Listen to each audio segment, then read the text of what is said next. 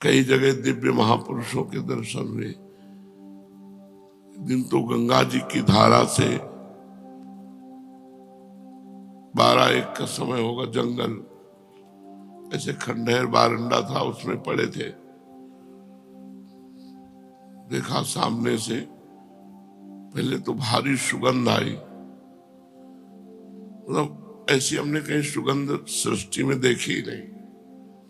फिर देखा गंगा की धारा से प्रकट हो रहे और हमारी तरफ आ, और हम जैसे जैसे वो आते जा रहे वैसे वैसे जड़ होते जा रहे। हमारा शरीर हिल नहीं सकता, बिल्कुल जड़ता भाव एकदम। ज्ञान पूरा है, चेतना पूरी है, हिल नहीं सकते। आए, हमारा सर अपनी गोद में लिया, ऐसे सहलाते हुए एक मंत्र बोले, वो अब भी जपते हैं। थोड़े समय वो अब भी जपते, क्योंकि महापुरुष का दिया हुआ, किसी लाभ से नहीं, पर भगवान ही तो उस महापुरुष के रूप में आए और उन्होंने दिया। बस केवल सर में से हाथ फिराते रहे। कई ऐसे महापुरुषों के जो बड़े ही दिव्य, तो अपने आप आपको संतों का सानिध्य मिल जाएगा यदि अहंकार रहित और भोग, इंद्रियों के जो भोगे जाते हैं इनका त्याग, ये 2 बातें जरूरी है। कबीरदास जी कहते हैं, चदरिया जैसी की तैसी धरि दीनी। अपनी सुधा निधि में लिखा हुआ है, धरोहर की तरह ये शरीर गंदा ना होने पाए। आप लोग बड़े भाग्यशाली हैं जो आपको वैराग्य मार्ग मिला है, कोई छोटी मोटी बात नहीं है। अब जरूरत बस 2 बातों की है, ना तो साधन का, ना संपत्ति का अहंकार न हो, और किसी भी इंद्रिय का शास्त्र विरुद्ध भोग न हो, तो आपके ऊपर अपने आप कृपा बरसती चली जाएगी। वैसे भगवान की कृपा अहेतुकी है, वो दीन पामर विषयी पुरुषों पर भी बरसती है, पर संतों की कृपा विशेष उन्हीं पर होती है। इसीलिए एक जगह और भागवत में लिखा हुआ है कि जो धन संपत्ति रहित दरिद्र है उस पर महापुरुषों की विशेष कृपा होती है। इसलिए भगवान ये अहंकार नष्ट कर देते हैं। हमारा कुछ है तो जब पता लगाए अंदर, तो इष्ट गुरु के सिवा कुछ नहीं हमारे पास, भगवान के सिवा कुछ नहीं, प्रियालाल के सिवा कुछ नहीं, तब विशेष कृपा प्राप्त होती है। महत्संगस्तु दुर्लभो अगम्यो अमोघश्च। निश्चित भगवत प्राप्ति हो जाएगी। दर्शन मात्र से, श्रवण मात्र से, स्पर्श मात्र से, संकल्प मात्र से कई तरह से महापुरुष भगवत प्राप्ति कराते हैं। दर्शन मात्र, एक बार दर्शन जैसे भगवान का हुआ, मायामल का नाश हो गया। एक बार आत्म साक्षात्कार का जो भाव लिए हुए महापुरुष हैं, एक बार उनका दर्शन हुआ, अब हमारे मायामल का नाश। अब धीरे धीरे हमारी उन्नति आध्यात्मिक शुरू हो जाएगी। 2 बातें यदि हम ध्यान रखें कि अपनी इंद्रियों को गलत भोगों में न जाने दें और किसी साधन का अहंकार न करें, तो बहुत जल्दी हम पर अव्यक्त महापुरुषों की कृपा होती है। भगवान का साक्षात्कार होने के पहले भगवत प्राप्त महापुरुषों का दर्शन होता है। मतलब कई ऐसे महापुरुष जिनका साक्षात्कार हुआ। 35-40 वर्ष पहले गुरु नानक साहब का गंगा के किनारे हुआ, श्री चंद जी का दर्शन हुआ, निम्बारकाचार्य भगवान का दर्शन हुआ। महाप्रभु ने तो दर्शन दे के ही हमें घसीटा, यहां से लेकर के जुगल घाट तक, कृष्ण कृपा धाम से लेकर जुगल घाट तक केवल महाप्रभु ही नेत्रों में छाए रहे। जब तक महापुरुषों का सानिध्य नहीं मिलता तब तक भगवत दर्शन का रास्ता नहीं मिलता। वही रास्ता देते हैं। तो हमें भोगों से रहित रहना है। जितने से प्राण पोषण हो जाए उतना भोजन, जितने में जीवन चल जाए उतनी नींद, नहीं अधिक से अधिक भगवान का नाम जप, तो विशेष विशेष महापुरुषों का सानिध्य मिलेगा जो भगवदानंद से भी बढ़कर है। कई संतों ने तो कहा हम वैकुंठ नहीं जाना चाहते क्योंकि वहां सत्संग नहीं मिलेगा। मृत्यु लोक में आपकी लीला कथा, आपकी गुण महिमा, आपका सत्संग मिलता है, लेकिन प्रभु वैकुंठ में ये नहीं मिले। तो मुझे लगता है मुझे बार बार जन्म दो और बार बार मैं आपकी चर्चा सुनूं, कहूं, नाम कीर्तन करूं, नाचूं, गाऊं, आप में ही रमण करूं। जी। सत्पुरुष दीन वत्सल होते हैं। हाँ, अर्थात जो सांसारिक संपत्ति एवं साधन से भी हीन हैं, हाँ, उन्हें भी अपनाते हैं। हाँ। ब्राह्मण, यद्यपि हम आपके शुभागमन और शुभ दर्शन से ही कृतकृत हो गए हैं, तथापि आपसे उन धर्मों के साधनों के संबंध में प्रश्न कर रहे हैं जिनको मनुष्य श्रद्धा से सुन भर भी ले तो भी इस और से भयदायक संसार से मुक्त हो जाए। देखो, जो ये नौ योगेश्वरों का संवाद सुनाएंगे तो कह रहे हैं श्रद्धा से सुन केवल ले। एक बार आपने श्रद्धा से सुन लिया ना तो आपका कल्याण हो जाएगा, आपका मंगल हो जाएगा। तो क्या केवल सुनने मात्र से हो जाएगा? श्रद्धा से सुन ले। श्रद्धा का मतलब होता है जो सुना वैसे उतार लिया, इसीलिए श्रद्धा शब्द है, केवल सुनना नहीं है। जो सुना उसे अपने जीवन में उतार लिया तो बोले एक बार सुनने मात्र से भगवत प्राप्ति हो जाएगी। जी। पहले जन्म में मैंने मुक्ति देने वाले भगवान की आराधना तो की थी, परंतु इसलिए नहीं कि मुझे मुक्ति मिले। मेरी आराधना का उद्देश्य था कि वे मुझे पुत्र रूप से प्राप्त हो। अब देखो, वसुदेव जी महाराज को भगवान श्री कृष्ण पुत्र रूप में प्राप्त है। भगवान श्री कृष्ण मोक्षाधिपति है।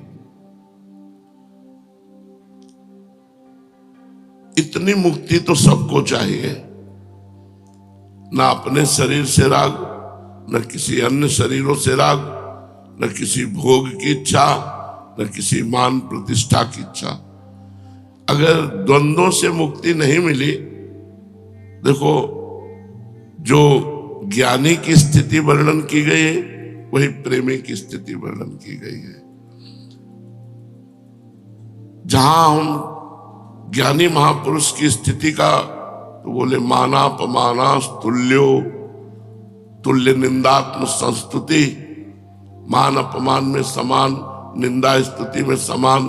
तो सेवक जी महाराज कह रहे शत्रु मित्र समझान, मान मान अपमान सम, दुख सुख लाभ नहानि, यह जो कृपा हरिवंश की। ये मुक्ति,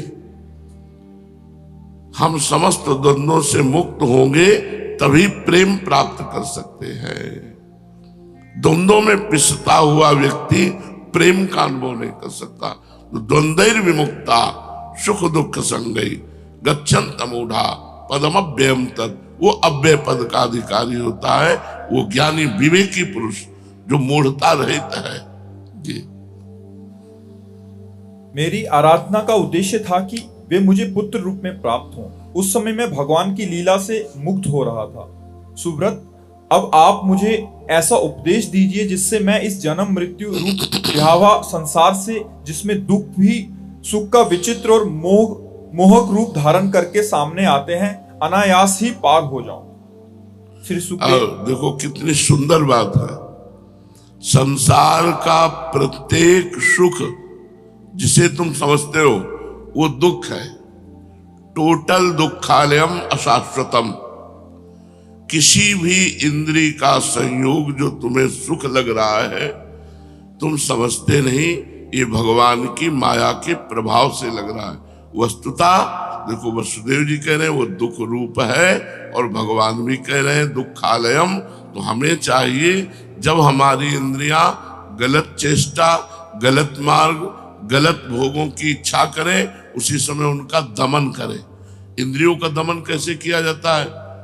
नाम जब चल रहा है और बार बार वो हमारे अंदर इच्छा प्रकट हो रही, उस इच्छा को बार बार हटा रहा है। नाम जब चल रहा, माना ही नहीं अंत तक उस इच्छा को, तो वो इच्छा नष्ट हो जाएगी। वो 10 बार 100 बार मन पेश करेगा, हमें मानना ही नहीं। एक बार की बात कैकेयी जी ने हटा दी। मंथरा से कहा अगर दोबारा बोली तो तुम्हारी जबान काट लूंगी। जैसे दोनों आंखें व्यक्ति को प्रिय होती है, ऐसे मुझे भरत और राम प्रिय है। लेकिन जब दोबारा बोली तो कैकेयी जी काट नहीं पाई और उस बात को स्वीकार कर लिया। ये मन मंथरा की तरह सलाह देता रहेगा, आपको प्रपंच में फंसाता रहेगा। आपको काटना होगा भजन बल से। अगर आपका भजन नहीं चल रहा तो जो चल रहा है उसी का मनन हो रहा है, वो सब गंदा हो रहा है। आपको भगवदानंद का अनुभव नहीं हो रहा, उसका कारण है मन का विषयों का स्फुरण। जब तक ये बंद नहीं होगा, स्फुरण भी नहीं होता। ऐसा नहीं होता कि मन भूत भविष्य का चिंतन कर रहा है या भोगों का स्फुरण, कुछ नहीं, शांत जो चला रहे हो वही चल रहा है। पर ये आज थोड़ी चलेगा। अभ्यास योग युक्तेन चेतसा नान्यगामिना, जब हम बहुत अभ्यास करेंगे तब हमारे अंदर ये स्थिति आएगी कि शांत एकदम, बोलने का इच्छा नहीं, खाने की इच्छा नहीं, सोने की इच्छा नहीं, मिलने की इच्छा का नाश ही मोक्ष है, इच्छा ही बंधन है।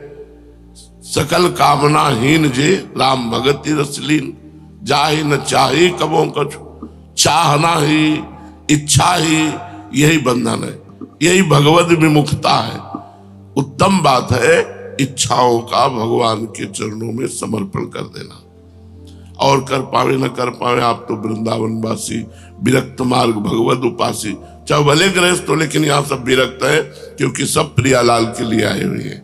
जी सुब्रत, अब आप मुझे ऐसा उपदेश दीजिए जिससे मैं इस जन्म मृत्यु रूप भयावह संसार से, जिसमें दुख भी सुख का विचित्र और मोहक रूप से धारण करके सामने आते हैं, अनायास ही पार हो जाऊं।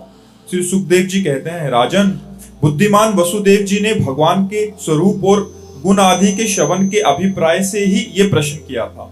देवऋषि नारद उनका प्रश्न सुनकर भगवान के अचिंत्य अनंत कल्याणमय गुणों के स्मरण में तन्मय हो गए और प्रेम एवं आनंद में भरकर वसुदेव जी से बोले। नारद जी ने कहा, यदुवंश शिरोमणे, तुम्हारा ये निश्चय बहुत ही सुंदर है, क्योंकि ये भागवत धर्म के संबंध में है, जो सारे विश्व को जीवन दान देने वाला है, पवित्र करने वाला है। वसुदेव जी, ये भागवत धर्म एक ऐसी वस्तु है जिसे कानों से सुनने, वाणी से उच्चारण करने, चित्त से स्मरण करने, हृदय से स्वीकार करने या कोई इसका पालन करने जा रहा हो तो उसका अनुमोदन करने से ही मनुष्य उसी क्षण पवित्र हो जाता है, चाहे वो भगवान का एवं सारे संसार का द्रोही ही क्यों ना हो। कितनी बड़ी बात कह दी।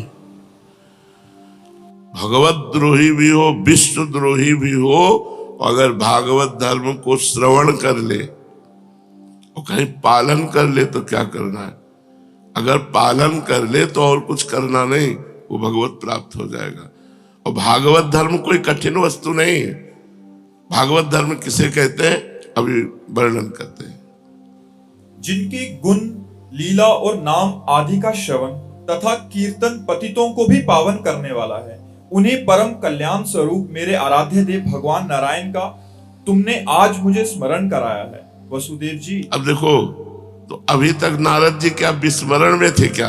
नवम जब हम भगवत चर्चा सुनते हैं, जब भगवान की आप कोई बात करते हैं तो ऐसा लगता है कि मुझे अब स्मृति आई, जबकि इस स्मृति में ही डूबे हैं। नवम जैसे कुछ लोग कहते हैं कि मंत्र जपते हुए थकान लगती है, नाम जप करते हुए थकान महसूस होती है, पाप, अभी पाप है। नहीं, तुमसे सही कहते हैं, जलन महसूस होती है कि अभी वो भजन नहीं हो रहा, हाय हाय मचता है कि फिर रात आ गई, फिर दिन आ गया, अभी वो भजन नहीं हो रहा जो होना चाहिए। रात दिन भजन करने पर भी भजन की भूख ऐसी बढ़ रही कि लगता है सब बेकार, अभी वो भजन नहीं हो रहा, अभी वो बात नहीं हो रही। जब वो बात आती है तो वो सामने होते हैं, सामने होते होते उनका भी ऐसा रूप होता है कि अभी देखा ही नहीं, अभी देखा ही नहीं, मनो कबहू मिले ना। तो प्रेम में प्रेमी को कभी अन्य चिंतन करने का अवकाश ही नहीं मिलता, क्योंकि वो अपने ही विषय से इतना अतृप्त रहता है, इतनी भूख रहती कि उसे अन्य विषय का कोई चिंतन करने का कहीं कोई भी गुंजाइश नहीं रहती। ये भागवत धर्म कोई असाधारण बात नहीं है, बिल्कुल साधारण बात है। अभी बताएंगे भागवत धर्म को स्वभाव से, संस्कार से, अनेक जन्मों की आदतों से, आपके मन से, तन से, वाणी से जो कुछ भी हो रहा है वो परम पुरुष भगवान को समर्पित कर दो। इसे भागवत धर्म कहते हैं। कुछ नहीं बताया कि ये करो, जो कुछ हो रहा है वो सब भगवान। यत करोषि, गीता जी में भगवान ने कहा यत करोषि, जो कुछ कर रहे हो वो भगवद अर्पणमस्तु, राधा वल्लभ अर्पणमस्तु, कृष्णार्पणम। अरे बड़ा लाभ है इसमें। इसमें क्या निश्चित भगवत प्राप्ति। जो भी किया, घर गृहस्थी, परिवार, व्यापार, नौकरी, सब भगवद अर्पणमस्तु। वसुदेव जी, तुमने मुझसे जो प्रश्न किया है इसके संबंध में संत पुरुष एक प्राचीन इतिहास कहा करते हैं। वह इतिहास है ऋषभदेव जी के पुत्र 9 योगेश्वरों का और महात्मा विदेह का शुभ संवाद। तुम जानते ही हो कि स्वांभु मनु के एक प्रसिद्ध पुत्र थे प्रियव्रत। प्रियव्रत के आग्निद्र के नाभि के पुत्र हुए हैं ऋषभदेव जी। शास्त्रों ने उन्हें भगवान वासुदेव का अंश ही कहा है। मोक्ष धर्म का उपदेश करने के लिए उन्होंने अवतार ग्रहण किया था। उनके 100 पुत्र थे और सबके सब वेदों के पारदर्शी विद्वान थे। उनमें सबसे बड़े थे राजऋषि भरत। वे भगवान नारायण के परम प्रेमी भक्त थे। उन्हीं के नाम से ये भूमिखंड, जो पहले अजनाब वर्ष कहलाता था, भारतवर्ष कहलाया। ये भारतवर्ष भी एक अलौकिक स्थान है। अलौकिक स्थान। महाभारत में हमने पढ़ा कि इसमें जन्म होना बहुत सुकृतवानों का काम। गंगा यमुना के मध्यवर्ती देश में, भारत में भी गंगा यमुना के मध्यवर्ती क्षेत्र में वास करना या जन्म लेना ये बहुत सुकृतवानों का। भारत पर जन्म, भारत में ये धर्म प्रधान देश है। यहाँ भगवत प्राप्ति का मार्ग है, अन्यत्र नहीं। अन्यत्र तो भोग विलासिता और नरक स्वर्ग, बस इतनी चर्चा है। भगवत प्राप्ति या मोक्ष आदि की चर्चा नहीं। ऋषि भरत ने सारी पृथ्वी का राज्य भोग किया, परंतु अंत में इसे छोड़कर वन में चले गए। वहां उन्होंने तपस्या के द्वारा भगवान की उपासना की और 3 जन्मों में भगवान को प्राप्त हुए।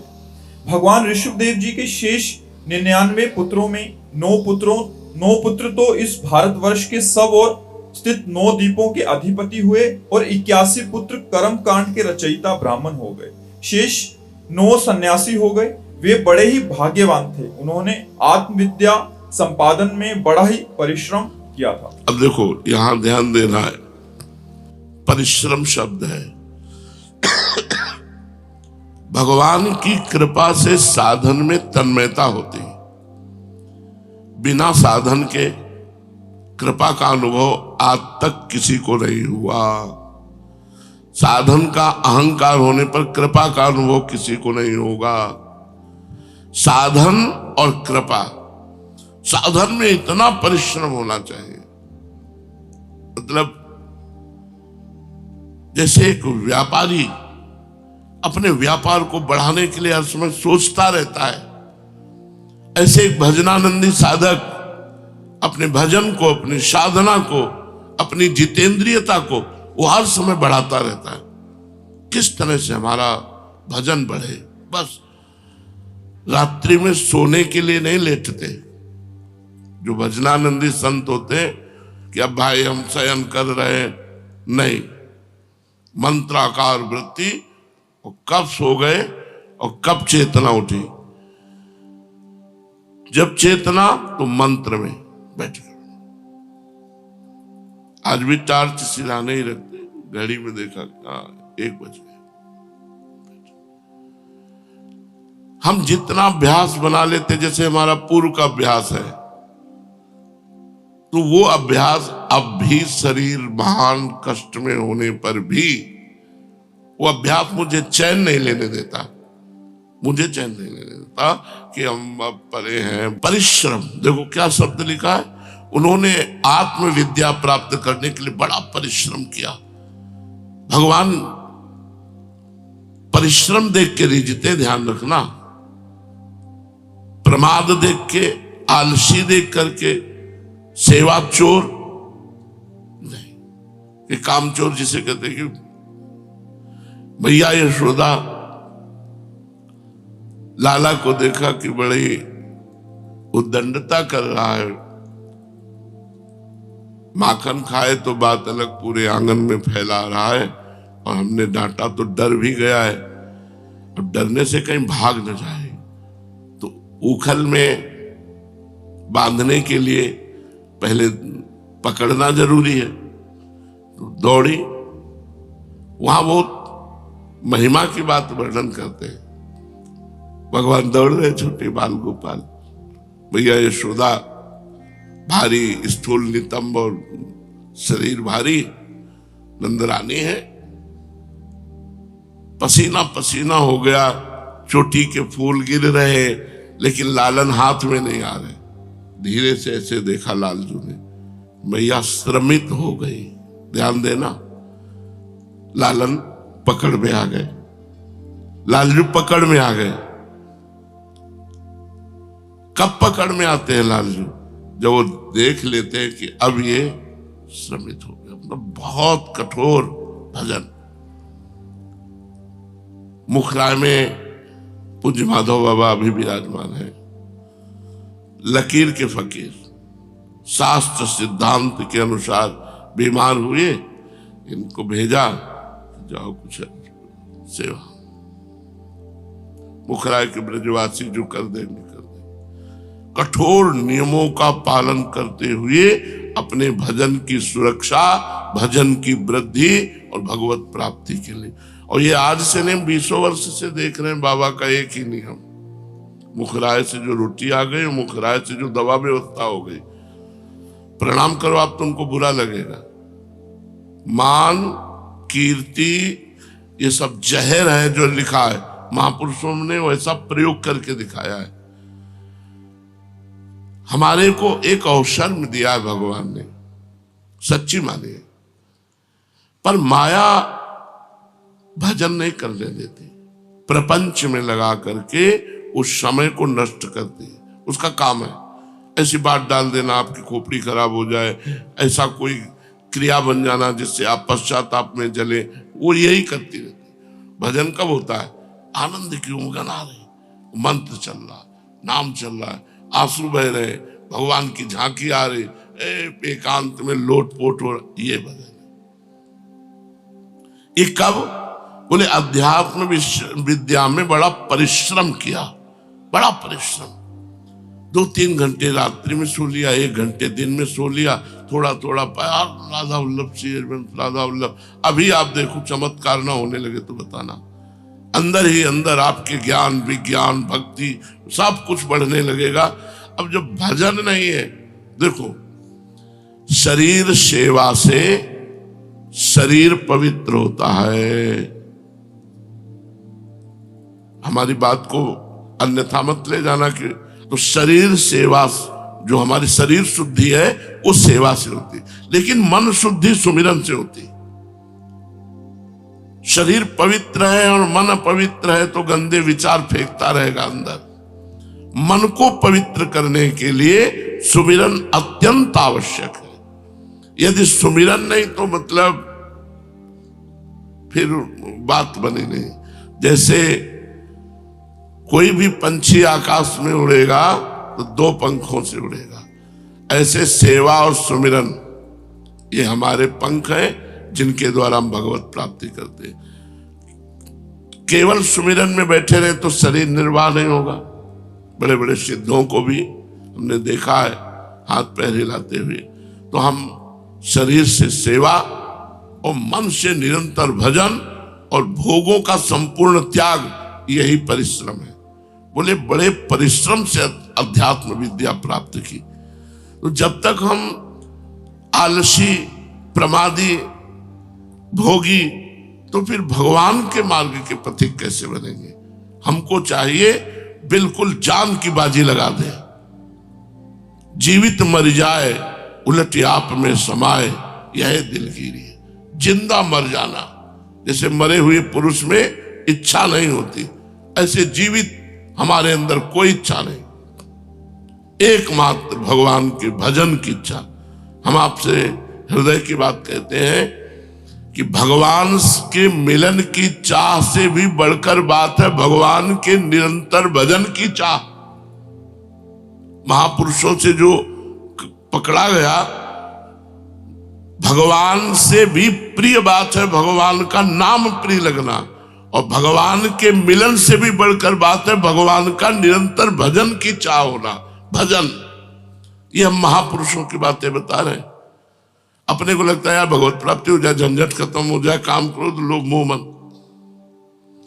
भगवत प्राप्ति अक्रूर जी को हुई, उसे मंतक मणि लेकर के चले गए काशी, भगवान से दूर। खास भगवत प्राप्ति तो है ही है, लेकिन अगर भजन नहीं है तो भगवत प्राप्ति का रंग नहीं आएगा। जिसको भगवत प्राप्ति हुई भजन आनंदी और भजन में डूबा भगवान की दिव्य लीला है, और भजन में डूबा भाव देह से भगवान की दिव्य लीलाओं में, और भजन में डूबा प्रिया प्रीतम उनके अधीन हो गए। जैसा वो चाह रहे वैसे प्रिया प्रीतम खेल रहे। तो परिश्रम शब्द आया है कि उन्होंने अध्यात्म विद्या के लिए बड़ा परिश्रम किया। आप ये सुबह से उठकर शौच स्नान आदि क्रिया, ये सब भजन है, क्योंकि हम प्रभु के लिए कर रहे हैं। तो हमें चाहिए आलस्य और प्रमाद छू न जाए, और खान पान से थोड़ा उदासीन रहे। भजन सरस, भोजन जिसका नीरस, पक्की बात समझ लो। और जिसका भोजन सरस उसका भजन नीरस। परिश्रम शब्द है, अगर आप साधना में परिश्रम नहीं करेंगे तो प्रमाद स्थिति आपके अंदर रहेगी, शरणागत स्थिति नहीं। ध्यान रखना, एक शरणागति के बहाने प्रमाद को पुष्ट करते रहते हैं। काहू के बल भजन को, काहू के आचार, व्यास भरोसे कुंवर के, सोवत पांव पसार। ये दोहा किस कोटि का भरोसा है वह अभी नहीं। संपूर्ण रागों का त्याग होकर लाडली के चरणों की ठसक, यही तो भजन है। हर समय हर समय तो हमें प्रमाद स्थिति नहीं धारण करनी, हमें परिश्रम करना, पसीना चुहाना है भजन में। डट कर बार बार मन हटता है, बार बार नाम जप कर हृदय जलता है, हम उसे सहेंगे। काम क्रोध जला रहे हम उसे सहेंगे, हम भूख प्यास सहेंगे, हम रात में जगेंगे, डट के भजन करेंगे, और इसी जन्म में प्रियालाल को प्राप्त होंगे। जी। शेष 9 सन्यासी हो गए। वे बड़े ही भाग्यवान थे। उन्होंने आत्मविद्या के संपादन में बड़ा ही परिश्रम किया था, और वास्तव में वे उनमें बड़े निपुण भी थे। वे प्रायः दिगंबर रहते थे और अधिकारियों को परमार्थ वस्तु का उपदेश किया करते थे। उनके नाम थे कवि, हरि, अंतरिक्ष, प्रबुद्ध, पिपलायन, आबिर्होत, द्रुमिल, चमस, करभाजन। वे इस कार्य कारण और व्यक्त अव्यक्त भगवत स्वरूप जगत को अपने आत्मा से अभिन्न अनुभव करते हुए पृथ्वी पर स्वच्छंद विचरण करते थे। उनके लिए कहीं भी रोक टोक ना थी, वे जहां चाहते चले जाते। देवता, सिद्ध, साध्य, गंधर्व, यक्ष, मनुष्य, किन्नरों, नागों के लोकों में तथा मुनि, चारण, भूतनाथ, विद्याधर, ब्राह्मण, गौओं के स्थानों में वे स्वच्छंद विचरते थे। वसुदेव जी वे सब के सब जीवन मुक्त थे। एक बार की बात है, इस अजनाब भारत वर्ष में विदेहराज महात्मा निमि बड़े बड़े ऋषियों के द्वारा एक महान यज्ञ करा रहे थे। पूर्वोक्त 9 योगेश्वरों द्वारा स्वच्छंद विचरण करते हुए उनमें उनके यज्ञों में जा पहुंचे। वसुदेव जी वे योगेश्वर भगवान के परम प्रेमी भक्त और सूर्य के समान तेजस्वी थे। उन्हें देखकर राजा निमि, आहवनीय आदि मूर्तिमान अग्नि और ऋत्वज आदि ब्राह्मण सबके सब उनके स्वागत में खड़े हो गए। विदेहराज निमि ने उन्हें भगवान के परम प्रेमी भक्त जानकर यथा योग्य आसनों पर बैठाया और प्रेम तथा आनंद से भरकर विधि पूर्वक उनकी पूजा की। वे 9 योगेश्वरों अपने अंगों की कांति से इस प्रकार चमक रहे थे मानो साक्षात ब्रह्मा जी के पुत्र सनकादि मुनीश्वर ही हो। राजा निमि ने विनय से झुककर परम प्रेम से उनसे प्रश्न किया। विदेहराज निमि जी से कहते हैं, भगवान, मैं ऐसा समझता हूं कि आप लोग मधुसूदन भगवान के पार्षद ही हैं, क्योंकि भगवान के पार्षद संसारी प्राणियों को पवित्र करने के लिए विचरण किया करते हैं। जीवों के लिए मनुष्य शरीर का प्राप्त होना दुर्लभ है। यदि ये प्राप्त भी हो जाता है तो प्रतिक्षण मृत्यु का भय सिर पर सवार रहता है, क्योंकि ये संभंगुर है। इसलिए अनिश्चित मनुष्य जीवन में भगवान के प्यारे और उनके प्यार करने वाले भक्तजनों का, संत जनों का दर्शन तो दुर्लभ ही है। इसलिए त्रिलोक पावन महात्माओं, हम आप लोगों से ये प्रश्न करते हैं कि परम कल्याण स्वरूप क्या है और उसका साधन क्या है। इस संसार में आधे क्षण का दो बातें पूछी, परम कल्याण का स्वरूप क्या है और उसका साधन क्या है। परम कल्याण मतलब भगवत प्राप्ति, उसका स्वरूप क्या है और उसका साधन क्या है। इस संसार में आधे क्षण का सत्संग भी मनुष्यों के लिए परम निधि है। योगेश, आधे क्षण का भी सत्संग परम निधि। ये सत्संग मिलना मतलब भगवान की विशुद्ध कृपा से सत्संग मिले, मतलब विशुद्ध कृपा। जब द्रवई दीन दयालु राघव तो साधु संगति पाइए, बैठ करके भगवत चर्चा होना बहुत बड़ी यज्ञ है, ये बहुत बड़ा कार्य है। इससे निश्चित मन की मन, आप लोग आए भी इसी से तो हो, सत्संग के प्रभाव से ही तो संसार का त्याग करके वृंदावनवासी भगवत उपासी बने हो। जी योगेश्वरों, यदि हम सुनने के अधिकारी हों तो आप कृपा करके भागवत धर्म का उपदेश कीजिए, क्योंकि उनसे जन्मादि विकार से रहित एक रस भगवान श्री कृष्ण प्रसन्न होते हैं और उन धर्मों का पालन करने वाले शरणागत भक्तों को अपने आप तक का दान कर देते हैं। देवऋषि नारद जी ने कहा, वसुदेव जी, जब राजा निमि ने उन भगवत प्रेमी संतों से ये प्रश्न किया तब उन लोगों ने बड़े प्रेम से उनका और उनके प्रश्नों का सम्मान किया और सदस्य तथा ऋत्विज के साथ बैठे हुए राजा निमि से बोले। पहले उन 9 योगेश्वरों में से कवि जी ने कहा, राजन, भक्तजनों के हृदय से कभी दूर न होने वाले अच्युत भगवान के चरणों की नित्य निरंतर उपासना ही संसार में परम कल्याण, आत्मिक क्षेम है और सर्वथा भय शून्य है। हाँ, परम कल्याण क्या है? 9 योगेश्वरों में जो पहले योगेश्वर बोले, नित्य निरंतर, नित्य शब्दों का सारा खेल है, नित्य निरंतर भगवान श्री हरि के चरण कमलों की उपासना। कभी हम लीला गायन कर रहे हैं, कभी सेवा कर रहे हैं, कभी नाम जप कर रहे हैं, कभी नाम कीर्तन, नित्य निरंतर केवल उन्हीं की, भगवान श्री हरि। देखो, आस्वादनीय तो हरि ही है। आस्वादन केवल किशोरी जो करती है।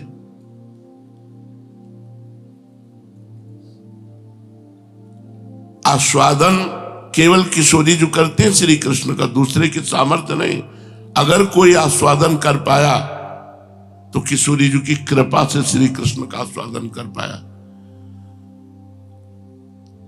जैसे अपने ही आत्मानंद का रसास्वादन करने के लिए श्री कृष्ण ने राधा रूप धारण किया, अपने ही आत्मानंद का रसास्वादन करने के लिए। तो अब आपको समझ में आ रहा है। और हम कह रहे हैं किशोरी जी ही ऐसी कृपा करें तो श्री कृष्णानंद भगवदानंद की अनुभूति, श्री कृष्ण का रसास्वादन नहीं कर पाया कोई। आज तक अगाध रस समुद्र है, उनका रसास्वादन केवल किशोरी जू ही कर, और अगर कोई कर पाया तो किशोरी जू के कृपा भाव से ही कर पाया। यत् पाद पद्म नख चंद्रमणि छटाया विस्फुरितम किमपि गोपवधू स्वदर्शी पूर्णानुराग रस सागर सार मूर्ति साराधिका मई कदापि कृपाम करोति। राधा दास से मपास्य प्रेतते गोविंद संगासया सोयम पूर्ण सुधारुचे परिचयम राकाम विना कांक्षते। अगर राधा चरणों का दास्य नहीं है, श्री जी के चरणों की उपासना नहीं है, तो गोविंद का सम्यक रूप से रसास्वादन नहीं किया जा सकता। जैसे पूर्ण चंद्र का दर्शन पूर्णिमा के बिना नहीं हो सकता, ऐसे किशोरी जी के बिना परमात्मा तत्व का अनुभव नहीं हो सकता। जो हमारे परमात्मा है, रसघन मोहन मूर्ति। अरे आप इनको साधारण समझते क्या? क्यों?